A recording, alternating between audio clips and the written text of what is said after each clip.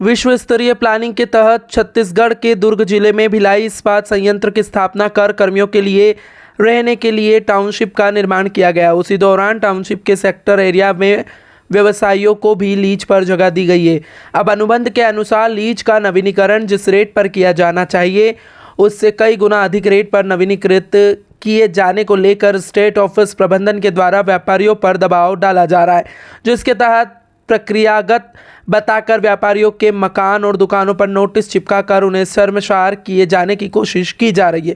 Bhilai स्ट्री city chamber के अध्यक्ष ज्ञानचंद जैन का कहना है कि सेल बोर्ड की गाइडलाइन का पालन नहीं किया जा रहा है। वहीं बीएससी द्वारा लीज की दुकानों की संख्या 200 के आसपास बताई जा रही है, जबकि वास्तविकता में 1185 के आसपास है, जिसको लेकर गलत जानकारी देने वाले अधिकारियों के खिलाफ कार्रवाई की मांग ज्ञानचंद जैन ने की है। शमशेर खान की रिपोर्ट।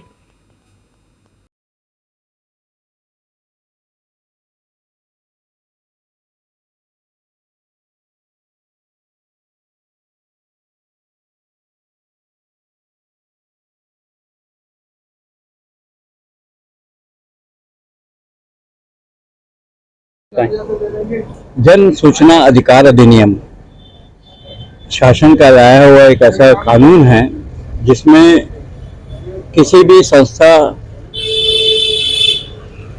या संगठन को सही जानकारियों से अवगत कराना चाहिए।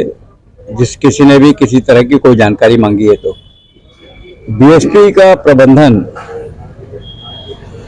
देश के प्रधानमंत्री को, आदरणीय नरेंद्र मोदी जी को और स्थानीय सांसद आदरणीय भाई विजय बघेल जी को जन सूचना अधिकार के तहत जो जानकारी स्टील सिटी चैम्बर के पास आई उसके प्रति उत्तर में बीएसपी ने प्रधानमंत्री कार्यालय को और सांसद महोदय को भेजी। हमारा राज्य शासन केंद्र सरकार से एक अपील है हमारी, भिलाई इस्पात संयंत्र के उन अधिकारियों को जिन्होंने देश के प्रधानमंत्री को भ्रामक जानकारियां देकर गुमराह किया, क्षेत्र के सांसद को गुमराह किया, उसके खिलाफ दंडात्मक और पदोन्नति की कार्रवाई होनी चाहिए। इस सब्जेक्ट पर सूचना के अधिकार में मेरे पास जो पत्र आया है उसमें 5 बड़े अधिकारियों के हस्ताक्षर है, जिसके बाद वो पत्र जारी हुआ है कनिष्ठ अधिकारी के द्वारा।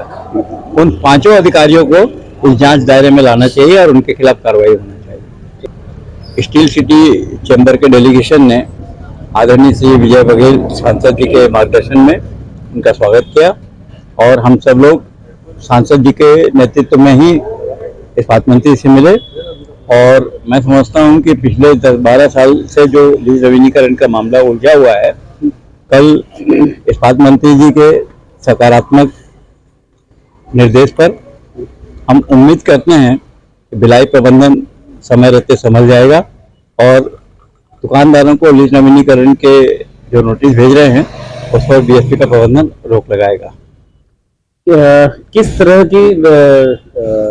का दबाव बीएसपी प्रबंधन के द्वारा व्यापारी के ऊपर डाला जा रहा है? कितने रकम का अंतर लीज जब दी गई थी और अब नवीनीकरण को लेकर दिखाई दे रहा है? देखिए, 1984 से लीज नवीनीकरण का जो अनुबंध टाउनशिप के दुकानदारों के साथ हुआ है, बीएसपी का मैनेजमेंट उस अनुबंध से बाहर जाकर सेल बोर्ड की गाइडलाइन का उल्लेख करके 340वीं बैठक की बात करके हम लोगों के ऊपर जबरदस्ती नए रेट थोपने की कोशिश कर रहे हैं। सेल बोर्ड की गाइडलाइन में और हमारे साथ हुए अनुबंध में इस बात का स्पष्ट उल्लेख है कि जो भी दरें बढ़ाई जाएगी 2008 के बाद बढ़ेगी।